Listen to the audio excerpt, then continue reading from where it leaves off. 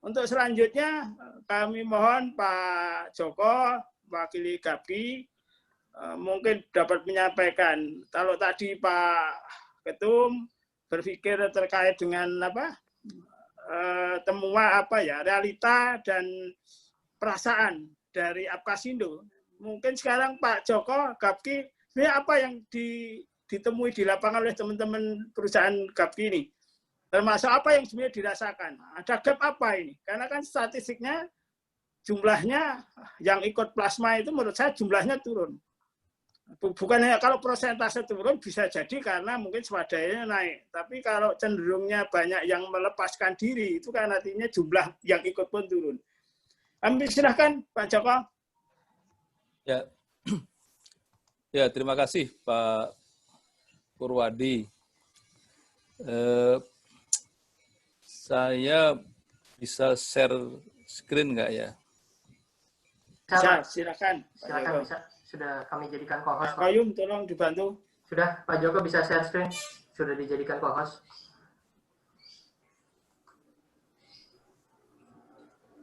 Ya, jadi terima kasih sebelumnya Pak Rosman, Bapak para narasumber, para senior, Pak Derom, Pak Sujai, Bu Delima, dan semuanya. Ya, jadi saya akan share sedikit perspektif tadi melanjutkan Bang Gulat itu ya. Terima kasih, fotonya mantap kali tadi ku tengok foto itu ya. Itu sudah menjawab sebenarnya. Tak perlu presentasi lagi ku rasa ini ya. Ya. Baik, jadi kalau bicara kemitraan ya, ini next-nya gimana next-nya? Ya, langsung pindah slide, Pak. Langsung? Pindah slide aja, Pak. Digerakkan ke bawah. Oke. Bapak Ya. pakai PDF. Ya, jadi kan karena di situ ada rantai pasok, jadi saya coba gambarkan sekilas supaya kita semua itu aware ya bahwa inilah rantai pasok palm oil industry ya. Kalau kita lihat dari sebelah kiri itu ada perkebunan, dan perkebunannya ada perkebunan perusahaan, perkebunan rakyat, kemudian ada PKS, refinery, sampai kemudian downstream, sampai akhirnya ke pasar ya kan, ada yang di pasar domestik, ada di pasar ekspor. Nah jadi kalau kita bicara kemitraan tadi sebenarnya rantai pasoknya itu kan kelihatan di sini ya, bahwa petani is part of the entire supply chain yang sebenarnya tidak simple ya, cukup complicated ya. Nah, inilah yang saya katakan bahwa supply chain ini tidak bisa dipisah-pisah ya, tidak bisa dipisah-pisah. Tidak bisa saling memotong. Jadi ini adalah kesulitan dari rantai pasok inilah yang akan menentukan seberapa industri kita itu kuat dan seberapa industri kita punya daya saing ya. Karena kalau kita lihat misalnya pelaku industri yang di ujung kanan itu ya, apalagi di ujung kanannya itu adalah di sini misalnya di Eropa atau di Norwegia gitu ya, ada aja sedikit situ hambatan maka akan terdampak kepada yang paling ujung sebelah kiri. Jadi itu konsekuensi dari supply chain. Tapi bahwa supply chain ini diperlukan supaya kita bisa membangun suatu industri yang kuat dan berdaya saing. Nah, saya tadi mungkin juga sekaligus menjawab pertanyaan Pak Rosman. Ke depan ini gimana kemitraan? Jadi saya mengatakan begini, 45% lahan perkebunan itu diusahakan oleh smallholders, khususnya petani swadaya. Nah, trennya ke depan itu sebenarnya yang akan berkembang adalah kebun smallholders, ya, kebun smallholders. Karena apa? Karena saya yakin sekali perusahaan tidak akan berkembang secara signifikan. Jadi ke depan adalah sebenarnya smallholder yang akan meningkat. Kenapa? Karena perusahaannya sudah moratorium semua, ya. Perusahaan sudah moratorium. Praktis sebenarnya saya bisa katakan bahwa perusahaan besar itu tidak akan berekspansi lagi ke depan. Nah, jadi inilah perlunya bahwa di satu sisi smallholder masih akan berkembang mungkin, tapi perusahaan sudah tidak akan berkembang. Nah, ini harus ada titik temu. Dan 45% ini bisa jadi akan meningkat. Ya, akan meningkat. Nah, kemudian juga tadi disinggung sedikit oleh Pak Gulat. Menurut saya sih kita selama ini selalu mengklaim gitu ya, mengagung-agungkan kebun plasma ya. Betul, plasma adalah salah satu success story Indonesia menurut saya dalam hal pembangunan perkebunan rakyat sawit ya. Itu sih semua pihak mengakui lah, dunia mengakui. Namun ya tadi, kita melihat bahwa saat ini perlu kita melakukan revitalisasi menurut saya ya. Terutama bahwa plasma-plasma yang sudah lunas itu ternyata juga mulai banyak yang memisahkan diri dan kemudian tadi dengan alasan mandiri yang terjadi adalah justru uncertain thing itu kemunduran. Jadi menurut saya sih kebun plasma ini perlulah ya untuk di strengthen lagi, direvitalisasi. Nah, kemudian yang poin berikutnya adalah kebutuhan adanya peningkatan produktivitas nasional. Ini sampai ada impresnya ini ya, impres nomor 8 itu, peningkatan produktivitas nasional. Tentu produktivitas dalam segala aspek lah ya. Ya, termasuk tentu petani ya. Ya produktivitas sawit ya kita bicara yield, kita bicara kualitas. Nasional harus meningkat, khususnya petani. Kemudian, nah ini yang saya bilang bahwa kalau kita bicara rantai pasok, maka competitiveness industri sawit itu harus menjadi kepentingan bersama.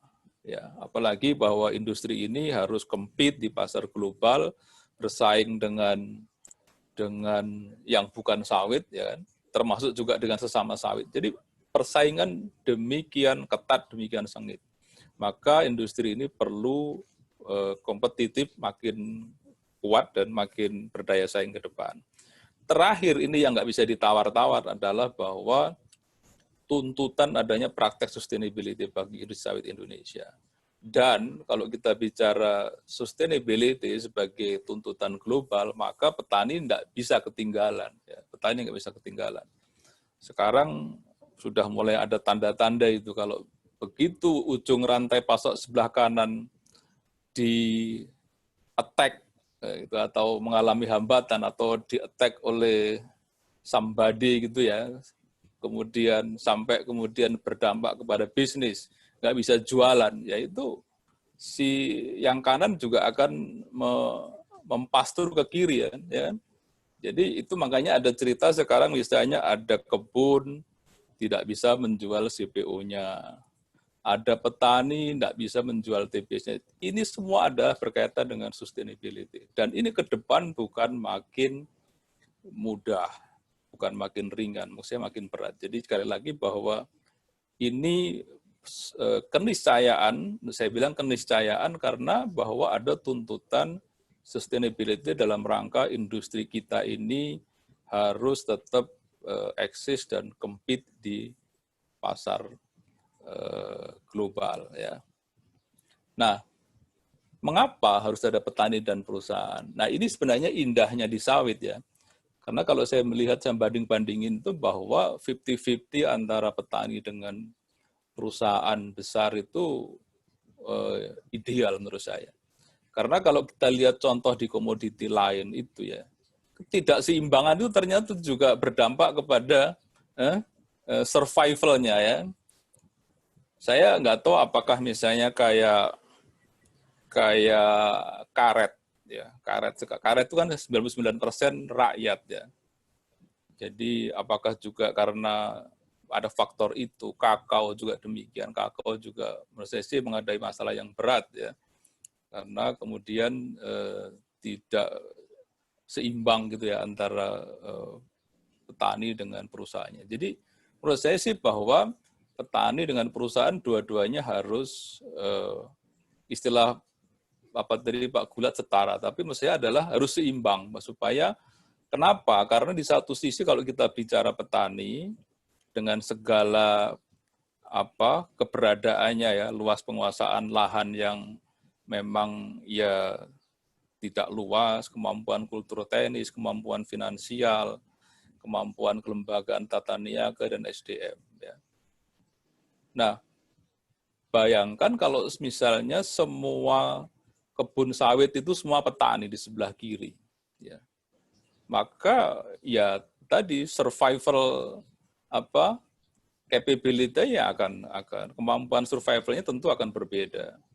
Nah, bagusnya ada perusahaan adalah bahwa dengan skala ekonomi, penguasaan teknologi, kemampuan finansial, kemampuan SDM, bahkan termasuk yang paling penting penguasaan pasar. Jadi, maksud saya adalah perusahaan yang punya leverage, ya. Jadi perusahaan bisa membawa industri maju, dan kalau industri itu maju bisa narik gerbongnya. Ini yang saya punya hipotesa bahwa sawit itu balancing-nya bagus antara petani dengan perusahaan, sehingga ini industri ini menurut saya akan masih bisa sustain dalam jangka panjang kalau kita bandingkan dengan komoditas lain yang keseimbangannya itu tidak sebagus sawit gitu ya.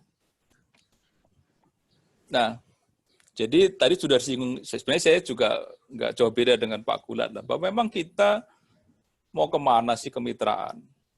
Jadi ya tentu tujuan akhir kemitraan adalah supaya tadi istilah Pak Gulat setara, ya memang kelembagaan petani harus benar-benar mampu merepresentasi petani dalam bermitra dengan perusahaan. Jadi kalau tadi cerita Pak Gulat bahwa banyak masalah, salah satu masalahnya adalah di kelembagaannya. Ya, jadi koperasi apapun bentuknya, KUD, ketua untung dulu atau apalah itu namanya itu. Jadi ini menjadi crucial point, ya. Karena kelembagaan yang tidak kredibel, tidak mempunyai kemampuan merepresentasi ya akan menjadi masalah terus. Jadi makanya memang kita harus punya intermediate tujuan gitu bahwa kelembagaan petani ini memang seolah-olah harus menjadi prasyarat gitu ya. Kemudian kita punya tujuan akhir kebun petani yang produktif ya. Dan tentu juga berdaya saing, yield, kualitas. Karena kalau kita misalnya sekarang kebun petani, sekarang ini punya biaya produksi TBS-nya 1.000 atau 1.200, ya sekarang untung. Tapi kalau kayak tahun lalu, harga di bawah 1.000 ya tewas kan. Jadi bagaimana supaya petani juga punya yield, sehingga dia punya daya saing dengan kompetitif dengan production cost yang sangat murah. Itu juga dibutuhkan ya. Nah, makanya ini kuncinya harus kita punya prerequisite-nya ya bagaimana kultur teknis yang bagus, bibit yang bagus gitu. Terakhir tentu adalah kalau kita ingin naik kelas ya memang harus menjadi bagian yang tidak boleh tertinggal untuk urusan sustainability industri ini. Jadi oleh karena itu sebenarnya masalah-masalah yang tersisa sekarang ini, legalitas segala macam ya harus diberesin dulu kalau kita memang mau membangun suatu kemitraan yang kuat atau istilahnya setara menurut Pak Gulat tadi ya. Nah, kemitraan itu ini kebetulan kemarin saya diskusikan ini sama Pak Gulat. Jadi kalau orang bicara kemitraan itu yang mana? Karena kemitraan itu macam-macam. Saya bahas ini kemarin dengan Pak Gulat. Sebenarnya kalau saya itu mengelompokkan kemitraan itu ada 4. Ya. Yang pertama itu pendampingan kultur teknis. Yang kedua itu adalah kontraktor penanaman atau peremajaan. Yang ketiga itu avalis full komersial. Yang terakhir operator pengelolaan. Ini ada semua. Jadi ada semua. Nah kalau plasma yang dulu yang kita bangun pelaksana besar-besaran itu adalah sebenarnya yang nomor 3, Avalis full komersial. Jadi di situ memang perusahaan membangun, mengelola kebunnya sampai utangnya lunas. Petani tinggal duduk santai karena juga financing-nya dicari oleh perusahaan atau bahkan pakai uangnya perusahaan.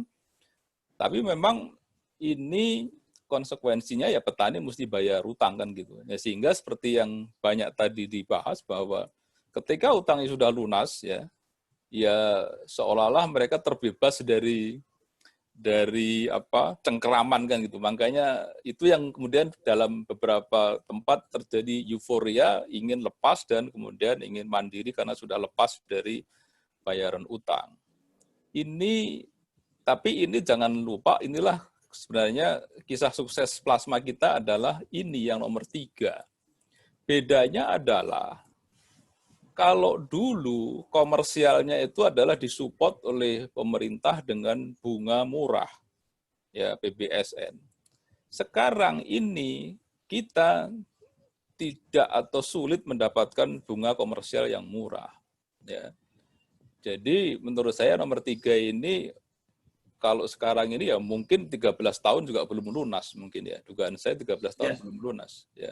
Bisa 15 tahun baru lunas. Jadi memang ini berat dan perusahaan juga sebenarnya mikir-mikir dulu nih kalau mau ngerjain nomor 3 ini. Karena apa? Karena resikonya itu ditanggung perusahaan kalau misalnya produksinya nggak dapat mesti bayar defisitnya itu.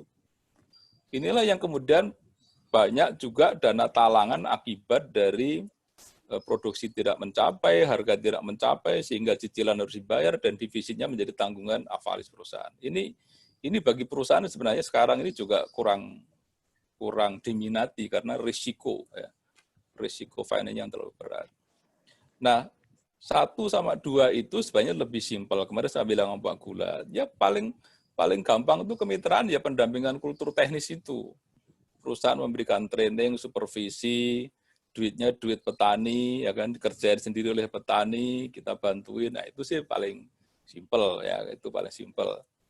Nah, ada yang sebenarnya perusahaan itu sebagai kontraktor. Ya, sekarang ini mulai adalah kontraktor permajaan, kontraktor pembangunan kebun, yang punya duit kan koperasi, dapat financing, kemudian kerjaan A dikerjain oleh perusahaan, kerjaan land clearing, kerjaan tumbang chipping, atau apa dikerjain, itu bisa. Jadi ini simpel karena tidak ada risk, tidak ada Avalis yang harus menjadi tanggungan perusahaan. Nah, yang terakhir itu saya bilang sebagai operator pengelolaan. Ini agak beda sedikit dengan nomor 3. Jadi ini sebenarnya adalah kayak yang punya duit ini harus petani, uangnya uang petani, lahannya lahan petani, ya, legalitasnya diurus petani, tapi kemudian perusahaan seperti yang melakukan contracting, pekerjaan pembangunannya dan mengelola. Jadi saya ibaratkan itu kayak jaringan hotel itu internasional, Aston Hotel, itu kan sebenarnya nggak punya hotel itu di Indonesia itu. Atau misalnya apa, Hilton, itu kan nggak punya hotel di Indonesia. Dia punya cuman manajemen profesionalnya. Jadi asetnya itu adalah yang punya adalah petani Indonesia lah kira-kira gitu, orang lokal. Jadi asetnya tetap punya orang Indonesia, tapi manajemen pengelolaannya oleh jaringan atau perusahaan yang kuat dan itu bayar manajemen fee atau royalti. Apakah di perusahaan ada? Ada ini ada. Jadi sebenarnya inilah yang mirip-mirip ini adalah kayak Velda. Velda itu kombinasi nomor 4 ini dengan nomor 3. Karena apa? Karena Velda itu sebenarnya lahannya milik petani. Full certified oleh petani, tapi tidak pernah diberikan pengelolaannya kepada petani. Itu Velda. Ya. Jadi petani tetap boleh bekerja, boleh tetap dapat gaji, boleh nganggur, tapi dia tetap punya share atau punya kepemilikan. Itu. Nah ini macam-macam. Nah, tinggal kita mau pilih yang mana. Kalau kita mau membangun kembali kemitraan, adalah range-nya luas. Bebas, tidak ada keharusan ya. Jadi tinggal petani dengan perusahaan bersepakat yang mana, teken jalan kan gitu ya. Nah, momentum PSR yang sekarang peremajaan menurut saya sih ada peluang untuk membangun kembali atau melakukan kemitraan. Saya menyebutkan 2 poin di sini. Yang pertama adalah FKM 20%, bahwa karena fasilitasi pembangunan kebun masyarakat atau isu plasma 20% ini menjadi isu yang agak hangat gitu ya, karena seolah-olah bahwa semua perusahaan harus punya plasma 20%. Ini yang salah mislead ya menurut saya sih. Semua perusahaan harus punya plasma 20%. Bayangkan kemudian kebun-kebun yang zaman dahulu itu ya, sebelum 2007 lah, kalau Permentan itu kan 2007. Sebelum 2007 itu banyak yang tidak punya plasma 20%. Begitu sekarang suruh ngurus HGU, perpanjangan HGU, disuruh punya plasma 20%. Gimana caranya bangun kebun plasma 20%? Orang sudah satu siklus yang lalu dia memulainya. Jadi ini menjadi kesulitan yang dihadapi oleh para pelaku usaha yang lama. Bahkan kemudian ada peraturan menteri yang mengharuskan dipotong HGU 20%. Nah, itu yang sekarang GAPKI sedang advokasi supaya ini tidak menjadi kontraproduktif. Jadi, nah ini sebenarnya bisa ya, kemitraan kebun swadaya apalagi itu bisa menjadi bagian dari FKM 20%. Ini sudah sering saya sampaikan kepada Pak Dirjen pun, cuman ya tinggal memperbaiki permentannya aja. Kalau nggak mau memperbaiki permentannya, tinggal nambahin ini aja itu apa, petunjuk pelaksanaan kemitraan sesuai dengan Permentan 26 2007 atau 98 2007 itu. Jadi sebenarnya ada peluang itu sehingga ini menjadi win-win. Kebun-kebun lama, terutama di Sumatera Utara banyak yang dulu memang sejarahnya kebun jawan Belanda. Kalau disuruh sekarang punya plasma 20%, ya gimana? Nggak ada kamusnya. Mesti dicari cara dengan cara ini. Kemudian juga isu yang kedua, PKS tanpa kebun. Dan ini mestinya momentum untuk implementasi Undang-Undang 39 secara benar. Karena PKS tanpa kebun itu harusnya dia punya kemitraan yang benar, gitu kan. Bukan hanya kemitraan di atas kertas, tapi kemitraan yang benar, dan itu disyaratkan oleh Undang-Undang Perkebunan. Ini juga sebenarnya tinggal mengenforce saja. Maksudnya bahwa instead of kemudian PKS tanpa kebun ini jadi masalah bagi perusahaan-perusahaan yang sudah bermitra, ini kan harus di-improve atau ditertibkan supaya PKS tanpa kebun ini bisa bermitra dengan kebun-kebun swadaya yang jumlahnya cukup banyak itu. Jadi bukan malah terjadi kompetisi dengan kemitraan yang sudah ada. Jadi ini sebenarnya momentum untuk memperbaiki sekaligus untuk membangun kemitraan yang lebih baik. Nah ini saya sih coba menegaskan aja, kemarin juga saya bahas sama Pak Gulat, mestinya sih apapun bentuk kemitraannya, ya sebenarnya kerjasamanya itu sekarang ini sudah ada bentuknya, ya. BPDB sudah memberikan funding, apalagi BPDB ini ternyata juga avalisnya sudah ada, Jamgrindu, Asgrindu jadi avalis. Jadi sebenarnya sih kalau memang diperlukan dana pendamping pun sebenarnya sudah ada avalisnya. Jadi mestinya dari segi financing mestinya bukan menjadi isu lagi. Nah tinggal bagaimana sekarang Dirjen Bun ini betul-betul menjadi frontliner untuk suksesnya PSR, apalagi nanti dikombinasikan dengan kemitraan. Intinya perusahaan siap membantu asalkan memang jelas ya. Apalagi terus dikaitkan dengan slide sebelumnya bahwa memang ada insentif buat perusahaan. Itu menurut saya sih akan jadi. Jadi terakhir saya pikir ini untuk menjadi semacam renungan kita. Jadi sebenarnya petani membutuhkan kemitraan. Demikian juga perusahaan membutuhkan kemitraan. Ini karena tadi slide awal saya bahas tadi bahwa ke depan ini memang kita tidak bisa jalan sendiri-sendiri. Dan ke depan kira-kira trennya seperti tadi disampaikan bahwa soal petani yang akan meningkat, perusahaan mungkin akan berhenti. ekspansi. Nah, yang kedua, ini yang tadi saya singgung supaya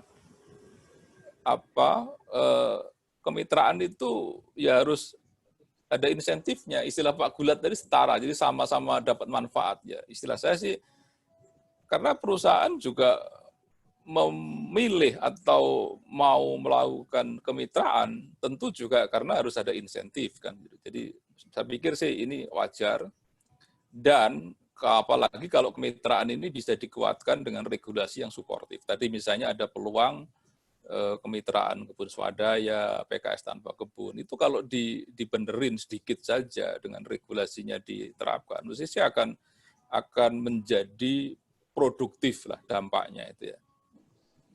Ya ini yang disinggung Pak Gulat tadi nomor 4 ini, fundamentalnya sebenarnya ya komitmen. Kalau komitmen nggak ada ya, dan komitmen itu harus satu tadi, bahwa perjanjiannya jelas ya kan, kemudian representasinya jelas kan gitu ya. Itu kan tanpa representasi kelembagaan yang kuat ya komitmen kadang-kadang juga repot juga.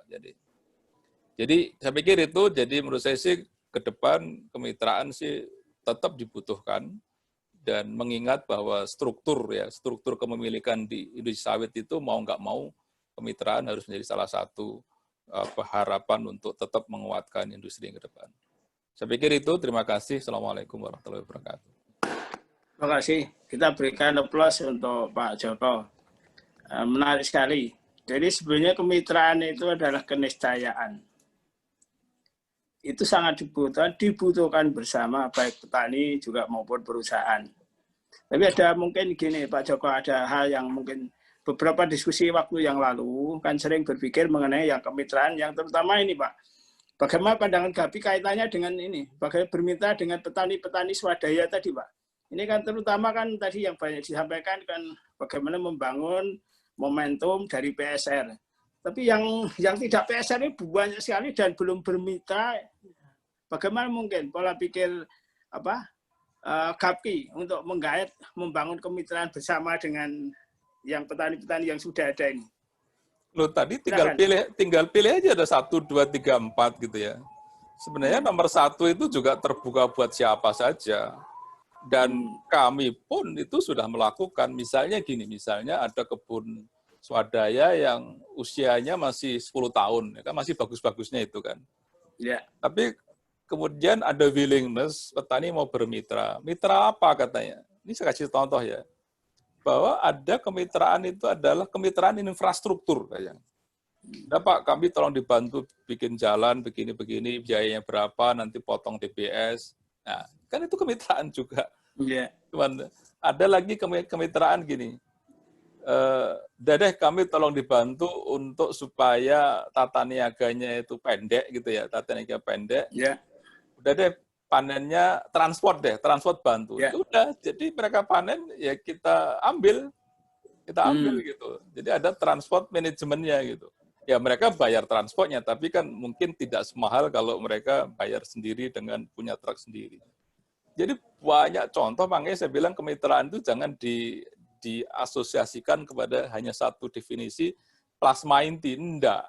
Jadi kemitraan luas, dan itu kemarin saya bersepakat sama Pak Gulat, iya. Jadi ternyata apapun bisa, tergantung petani butuh apa, petani willing apa, kita bisa apa, kita sanggup yang mana, sepakat yang mana, jadi. Itu. Nggak usah terlalu berat-berat dipikir. Itu Pak. Terima kasih. Jadi luar biasa. Artinya bahwa cara pandang kemitraan tidak lagi lah seperti cara pandang kemitraan yang sejak dulu ada. Walaupun ini maaf saja, permentan penetapan harga TBC itu pola pikirnya masih pola pikir permentan yang pola pikir lama, karena tidak mengakomodasi kaitannya dengan petani swadaya hari ini dan sebagainya. Tapi menarik, ini nanti kan ada satu hal, pertanyaan menggelitik. Semuanya harus pada saatnya entry point-nya di kelembagaan. Kemitraan di Undang-Undang Perkebunan menjelaskan sangat jelas bahwa pemerintah bertugas memfasilitasi pengembangan kelembagaan petani ini. GAPI pun juga berpikir bahwa hanya dengan kelembagaan mereka bisa bekerja sama bermitra dengan baik, karena tidak mungkin bermitra dengan satu-satu.